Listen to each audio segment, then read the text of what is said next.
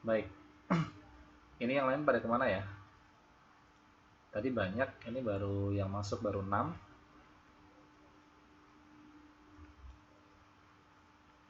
Jangan-jangan pada kabur nih.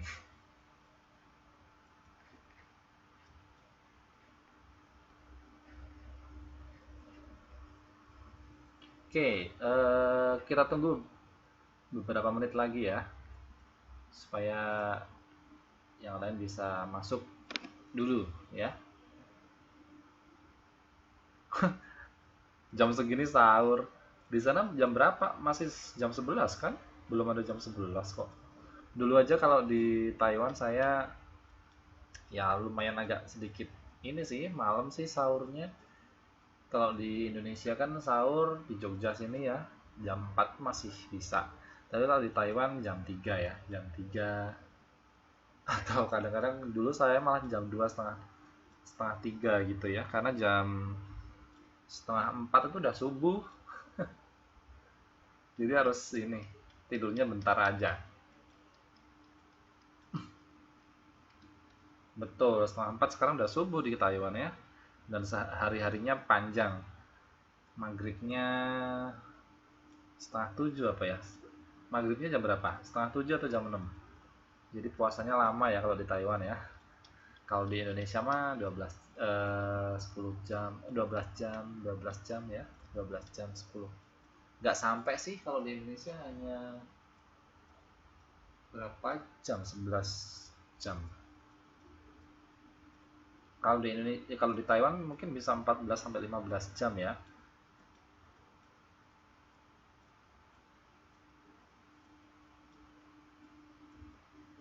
Udah, tapi belum panas kan ya? Belum summer kan di situ?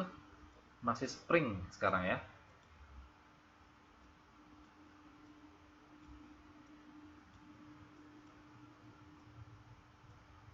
Udah summer, udah panas. Wah, saya dulu tidak bisa nahan kalau di Taiwan tuh panas. Panasnya kan panas sekali kalau dibandingkan sama Indonesia. Panas sana lah. Orang waktu itu sampai 39, 41 derajat. Kalau di Jogja kan paling, kalau di Indonesia rata-rata ya 25 sampai 28 derajat. Panas dingin ya, masih galau cuacanya ya. Ya, kita tunggu 2 menit lagi ya.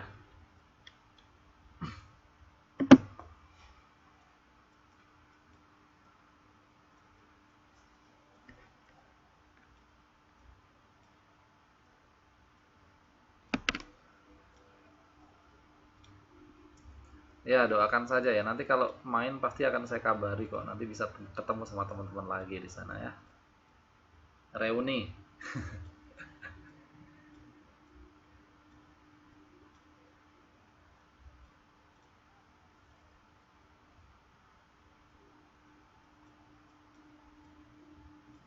Kalian lah yang main ke tempat saya, ke Jogja. Belum pernah ketemu ya?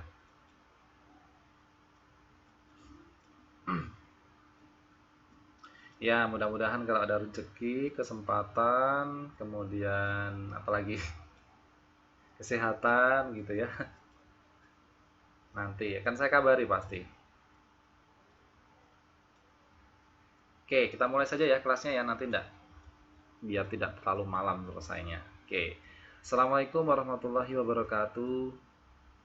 Selamat malam, selamat berjumpa lagi ya. Mudah-mudahan teman-teman sekalian tetap stay tune di sini, tidak bosan dengan saya.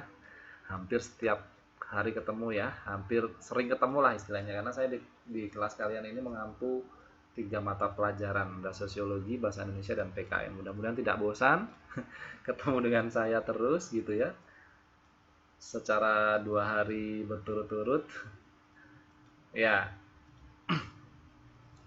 Tadi kita sudah belajar bersama-sama tentang biografi tokoh ya di pelajaran bahasa Indonesia. Malam hari ini kita akan pindah channel, kita akan pindah rumah, pindah mata pelajaran. Malam hari ini akan kita pelajari di sesi kedua ini adalah mata pelajaran pendidikan kewarganegaraan.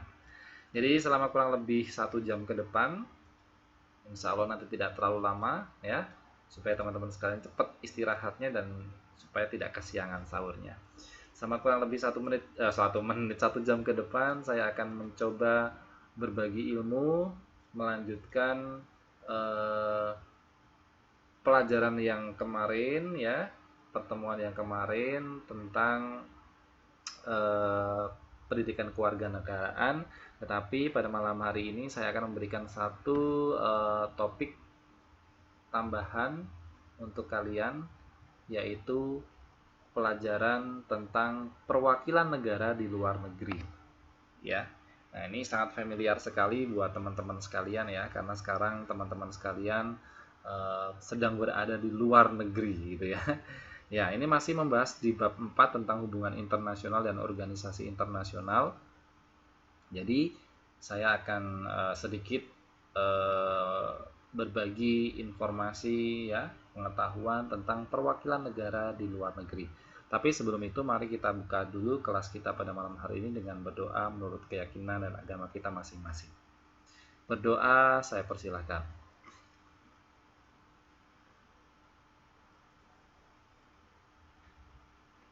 Berdoa selesai. Baik, layarnya bisa dilihat dengan jelas ya. Ini sudah saya kecilkan ini. Nanti ada yang komplain nih tulisannya terlalu besar, monitornya nggak bisa dilihat gitu ya. Nah, ini saya lagi-lagi terpaksa men-sharingkan atau membagikan layar monitor saya karena saya tidak bisa upload ke Wizik. Jadi ya ini metode yang sangat membantu gitu ya. Ya, seperti yang tadi sudah saya katakan, teman-teman sekalian, pada malam hari ini saya akan coba berbagi informasi tentang perwakilan negara di luar negeri sebagai salah satu subtopik dari bab hubungan internasional dan organisasi internasional. Kalau kita membicarakan tentang hubungan internasional atau situasi dan kondisi yang ada di dunia internasional, kita akan membahas bahwa setiap negara di negara lain itu pasti memiliki perwakilan negara kalau mereka menjalin hubungan internasional ya. Baik, saya akan mulai. Kepala negara dan menteri luar negeri itu memiliki kewenangan bertindak atas nama negara untuk melakukan hubungan internasional.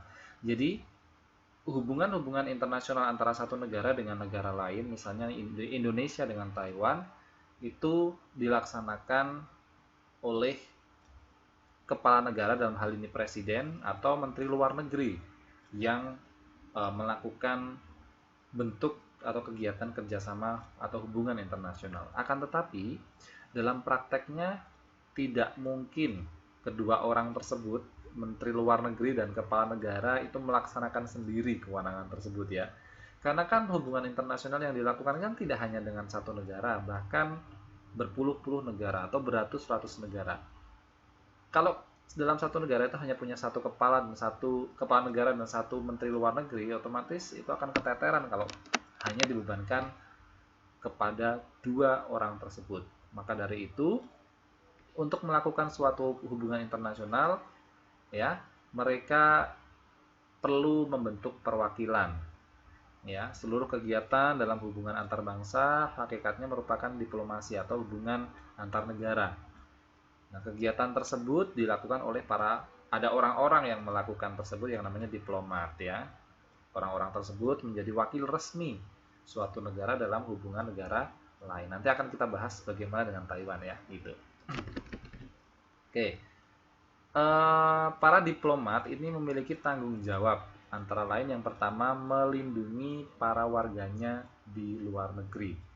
Kemudian mempresentasikan bangsa dan negara sendiri di luar negeri, menyimpulkan dan menyampaikan informasi yang berguna, membina, menjaga, dan menyelenggarakan hubungan yang lancar dengan negara lain, menjaga agar kepentingan negara sendiri tidak dirugikan dalam hubungan-hubungan internasional.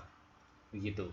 Jadi kalau sebuah negara itu mengadakan hubungan negara lain dengan negara lain, pasti di situ akan ada istilahnya perwakilan negaranya ya. Nah, kalau di Taiwan ini kasus lain ya.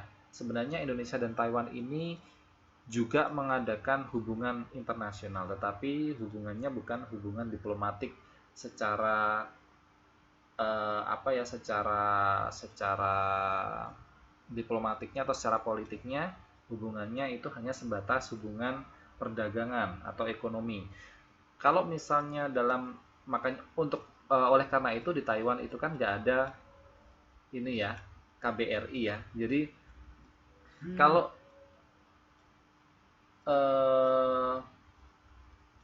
di negara-negara lain, misalnya di Thailand atau di Cina atau di Singapura, mereka punya KBRI, punya Kedutaan Besar Republik Indonesia. Tapi kalau di Taiwan tidak punya, adanya KDEI karena hubungannya hanya hubungan lintas dagang. KBRI-nya itu ada di Cina karena Taiwan itu masih masuk dalam Republic of China, ya, Republik Tiongkok gitu ya. Jadi KBRI-nya ada di sana gitu. Karena di Taiwan itu masih ikut Cina gitu ya, masih ikut Cina sehingga KBRI-nya ada di sana.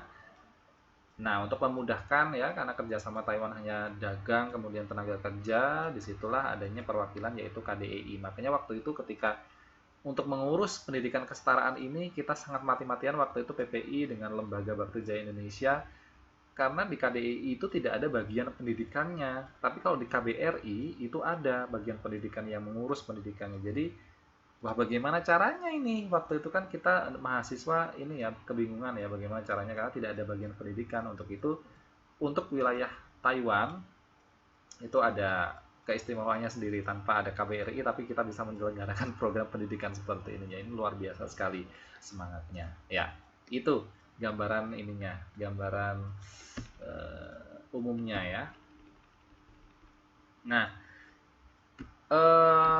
alat perlengkapan negara yang diberikan wewenang untuk melakukan hubungan internasional antara lain sebagai berikut. Yang pertama adalah Departemen Luar Negeri.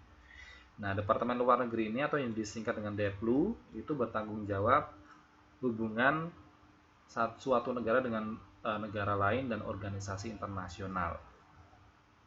Fungsinya memiliki fungsi eksekutif ya, untuk mengimplementasikan politik luar negeri dan mengelola hubungan ya.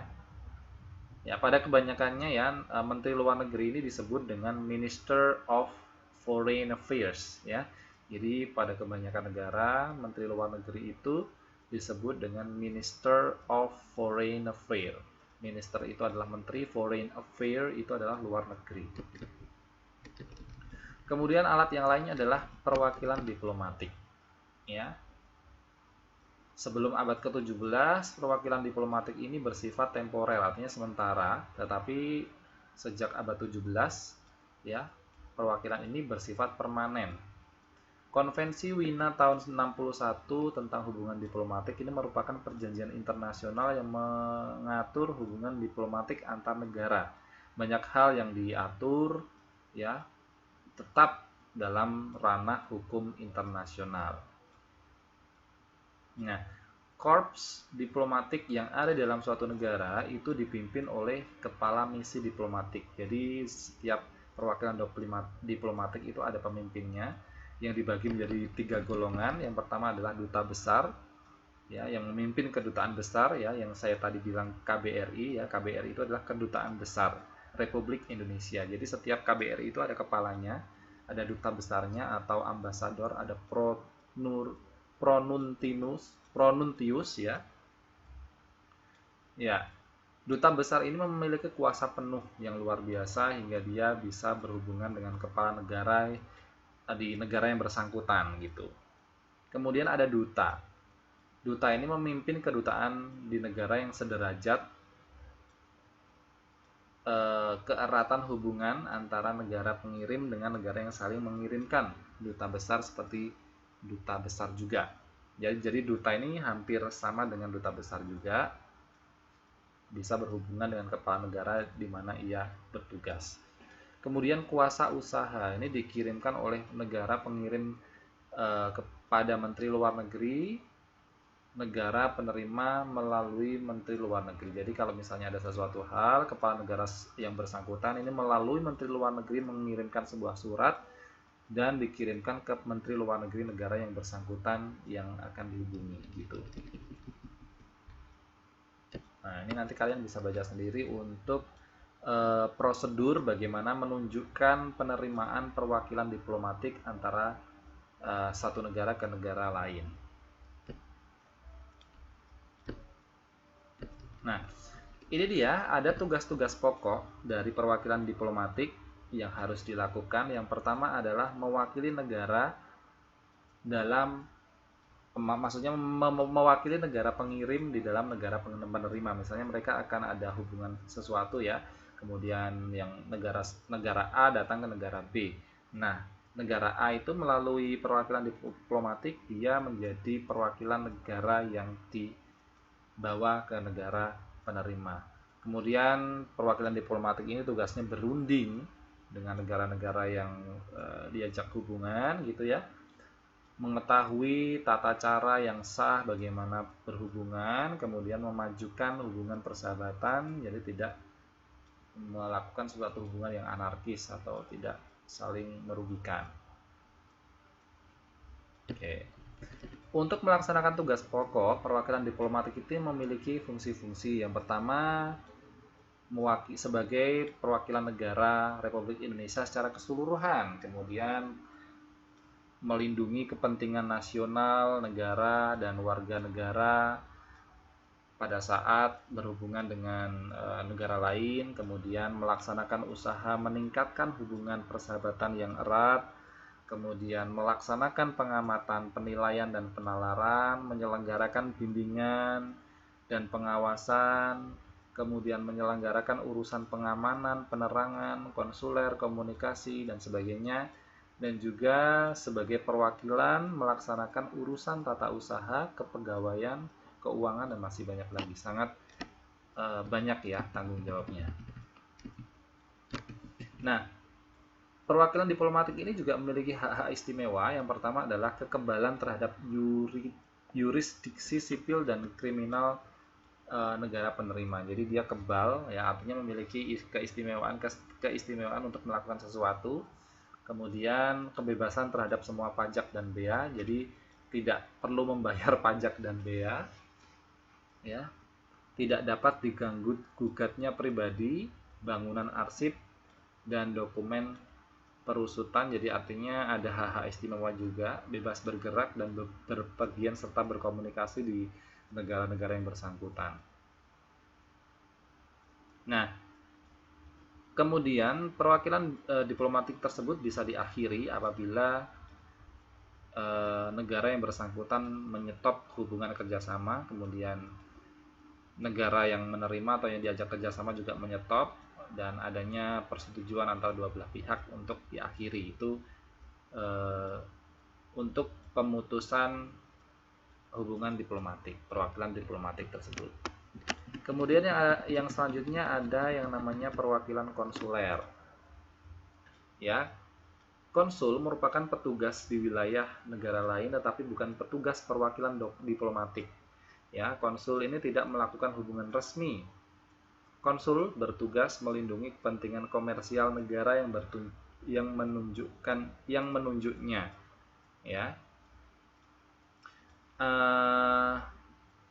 Berikut ini ada fungsi-fungsi atau tugas-tugas yang harus dilakukan oleh perwakilan konsuler. Yang pertama, melindungi di dalam negara penerima kepentingan-kepentingan negara pengirim, ya, baik secara individu, kelompok, atau badan hukum di dalam batas-batas yang diizinkan oleh hukum internasional. Kemudian memajukan pembangunan hubungan dagang, ekonomi, kebudayaan, dan ilmiah antara kedua belah negara. Kemudian sebagai notaris dia, ya, melakukan fungsi-fungsi tertentu yang bersifat administratif dengan syarat yang tidak bertentangan dengan hukum internasional. Dia bisa mengeluarkan paspor dan dokumen perjalanan kepada warga-warga negara pengirim dan visa atau dokumen-dokumen yang pantas untuk orang-orang yang ingin pergi ke negara pengirim. Jadi istilahnya kalau KDII itu bisa dibilang perwakilan konsuler kayaknya. Gitu. Nah, karena KDII juga tidak melakukan pelaksana politik ya, jadi dia hanya kerjasama dagang, jadi bisa dibilang ini adalah perwakilan konsuler. Nah, hak-hak istimewa yang dimiliki oleh para konsuler itu ada antara lain yang pertama bebas dari biaya pengadilan, bebas mengadakan komunikasi dengan warga negaranya yang di negara penerima. Jadi kalau orang-orang KDI itu kan bebas untuk berkomunikasi dengan warga negara yang ada di Taipei ya, di Taiwan ya. Kemudian berhak mendapatkan perlindungan keselamatan ya dan sebagainya. Kemudian kantor-kantor konsulat tempat bekerjanya korps perwakilan itu antara lain yang pertama adalah kantor konsulat jenderal, kantor konsulat, kantor wakil konsulat, dan kantor perwakilan konsulat. Jadi mungkin kalau kalian ada di KDI, kalian coba lihatlah kantor-kantor atau ruangan-ruangan yang ada di dalam KDI tersebut. Apakah ada ruang konsulat, apakah ada ruang wakil ketua gitu ya, dan sebagainya. Nah, golongannya, konsul jenderal ini sebagai kepala kantor konsulet. Kemudian konsul ini mengepalai kantor konsulet yang membawahkan satu daerah konsulet, misalnya di Taipei sendiri ada, di Taichung sendiri ada, di Tainan sendiri ada gitu ya. Kemudian ada konsul muda mengepalai kantor wakil konsulat dalam satu daerah. Agen konsul itu diangkat oleh konsul jenderal untuk ditugaskan menangani beberapa hal. Kemudian tugas konsuler itu bisa dibilang selesai jika tugasnya selesai. Kemudian negara penerima itu tidak lagi mau menganggap pejabat konsuler itu menjadi orang yang bertanggung jawab menyelesaikan problem atau menyelesaikan suatu kegiatan sehingga itu bisa selesai. Kemudian negara penerima menarik kembali masalah-masalah atau tugas-tugas yang telah diberikannya. Jadi ini tugas konsulernya berakhir. Kemudian misi khusus. Nah, misi khusus ini merupakan misi sementara yang mewakili negara untuk dikirim ke negara lain atas persetujuan dan bertujuan untuk membicarakan masalah-masalah khusus guna melaksanakan tugas khusus yang sifatnya tidak permanen atau tidak tetap. Jadi sifatnya sementara misi-misi khusus. Jadi kalau ada kegiatan-kegiatan atau kejadian-kejadian tertentu yang perlu tindakan tertentu atau kegiatan tertentu untuk dilaksanakan, maka misi khusus ini boleh dilakukan. Ya. Pengiriman misi khusus ini tidak bergantung pada ada atau belum adanya hubungan diplomatik atau konsuler. Jadi walaupun di situ belum ada hubungan diplomatik, belum ada hubungan konsuler ya di situ, tetapi sudah ada persetujuan antara dua belah pihak untuk melaksanakan misi khusus, walaupun tidak ada KDI, KBRI, maka misi khusus ini bisa dilakukan. Kemudian perwakilan pada organisasi internasional ini dibedakan menjadi perwakilan tetap dan perwakilan peninjauan tetap. Ya. Kemudian adanya namanya perwakilan non diplomatik. Perwakilan non diplomatik ini adalah hubungan internasional yang juga menugaskan petugas dan perwakilan negara yang tidak berkedudukan sebagai perutusan diplomatik dan perwakilan konsuler, misalnya dalam komisionaris perdagangan. Jadi menyuruh orang yang dipercaya sebagai perwakilan negara untuk berhubungan misalnya dalam proses perdagangan gitu ya, mengatur perwakilan yang belum diatur secara umum dalam perjanjian internasional dan sebagainya. Gitu. Dan ini yang terakhir adalah hak-hak imunitet atau kekebalan bagi korps diplomatik dan konsuler. Ini bahasanya memang agak susah ya. Nah, kekebalan diplomatik atau hak imunitet bagi korps perwakilan diplomatik dan perwakilan konsuler ini dijamin dengan hukum internasional pada intinya yang meliputi hak eksterioritas. Misalnya daerah kedutaan besar atau daerah kedutaan termasuk halaman dan bangunannya ini boleh terdapat bendera dan lambang negara. Tapi itu hak-hak eksterioritas. Walaupun adanya sebuah kantor, misalnya kantor KDEI ya di Taiwan, itu dia memiliki hak eksteroritas, artinya boleh di situ dikibarkan bendera atau lambang sebuah negara yang menjadi negara apa ya, negara yang menjalin hubungan kerjasama di situ gitu. Nah, karena menurut hukum internasional, daerah tersebut dipandang sebagai daerah negara pengirim, sehingga orang-orang yang masuk tanpa izin dapat dikeluarkan gitu. Kemudian ada yang namanya hak kebebasan. Setiap anggota korps perwakilan diplomatik meskipun harus tunduk kepada hukum setempat, misalnya KDI harus tunduk dengan hukum di Taiwan, tidak dapat dituntut di muka pengadilan. Mereka juga dibebaskan dari pajak dan bea cukai, pemeriksaan atas diplomatik, kemudian mendirikan tempat ibadah di dalam lingkungan kedutaan. Jadi tidak heran kalau di dalam kedutaan itu ada musola ya, ada masjid gitu ya, gitu. Ya, mungkin itu yang bisa saya sampaikan teman-teman sekalian. Ada yang mau ditanyakan? Jadi malam hari ini tidak usah banyak-banyak, kita membicarakan tentang apa tadi? Sampai lupa judulnya. Ya, perwakilan negara di luar negeri ya, gitu. Jadi kayak ada gambaran bahwa sekali lagi KDEI itu bukan merupakan KBRI ya, bukan merupakan kedutaan besar Indonesia. Kedutaan besar Indonesia di Taiwan itu ada di Cina, karena Taiwan itu masih ikut negaranya dengan Cina. Jadi KDII itu merupakan perwakilan dari negara Indonesia yang hanya mengurusi tentang perdagangan.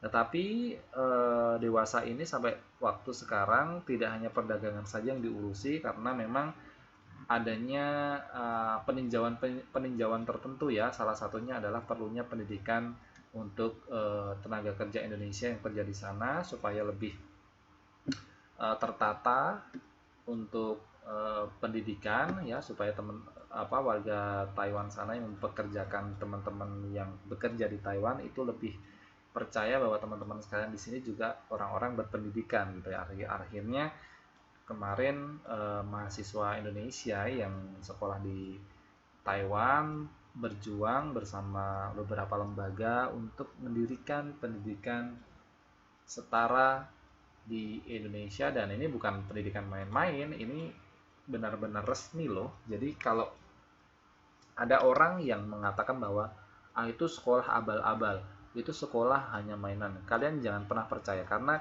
ini sudah tercatat dalam Kementerian Pendidikan dan Kebudayaan. Jadi kalian bersekolah ini walaupun dengan metode yang seperti ini ya, jauh sini jauh sana gitu ya, artinya tidak bertatap muka, tetapi ini sudah disahkan dalam Kementerian Pendidikan dan Kebudayaan. Jadi istilahnya ijazah saya pun dengan ijazah jenengan semua, kalian semua itu kan sama, terbitan dari Kemendikbud gitu loh. Dan untuk ujiannya pun ya, kemarin mungkin kalian sudah melaksanakan ujian akhir nasional ya, dan itu benar-benar loh, waktu itu saya menjadi panitia ujian nasional, dan saya merasakan betul bahwa ujian nasional pun diperlakukan sama dengan ujian-ujian nasional yang ada di Indonesia. Jadi waktu kalian ujian grup kejar paket B waktu itu, yang sekarang mungkin kejar paket C sekarang ya, yang naik tahun lalu tahun 2016 saya menjadi panitianya. Waktu itu perwakilan dari Kopertis wilayah Kementerian Pendidikan dan Kebudayaan tuh datang ke Taiwan untuk meninjau pelaksanaan ujian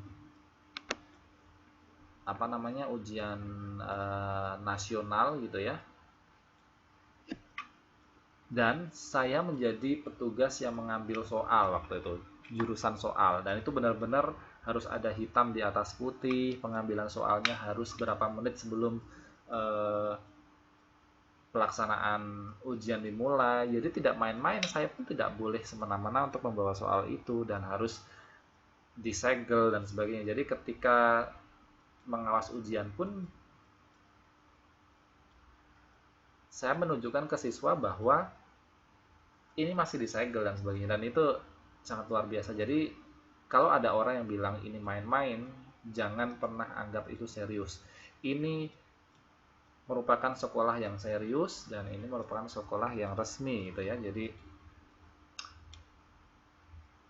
saya sangat apresiasi sekali kepada kalian yang ikut dalam program ini ya. Jadi patut dibanggakan juga ya.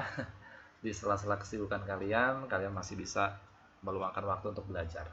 Ya, mungkin itu yang bisa saya sampaikan teman-teman sekalian untuk sharing pada malam hari ini. Saya masih punya utang ya, uh, untuk mengganti pertemuan yang lalu pernah saya kosongkan untuk bahasa Indonesia dan PKN. Mudah-mudahan kita diberikan kesempatan untuk menggantinya. Untuk itu dari saya kurang lebihnya mohon maaf. Kita tutup saja pertemuan pada malam hari ini dengan berdoa menurut keyakinan dan agama masing-masing. Berdoa dipersilahkan. Berdoa selesai, kita akan ketemu lagi di pertemuan yang akan datang. Saya tunggu ya tugas-tugasnya yang belum ngumpul untuk tambah nilai. Dari saya kurang lebihnya mohon maaf. Assalamualaikum warahmatullahi wabarakatuh. Selamat malam, selamat beristirahat, dan selamat menyiapkan sahur untuk puasa besok. Selamat malam.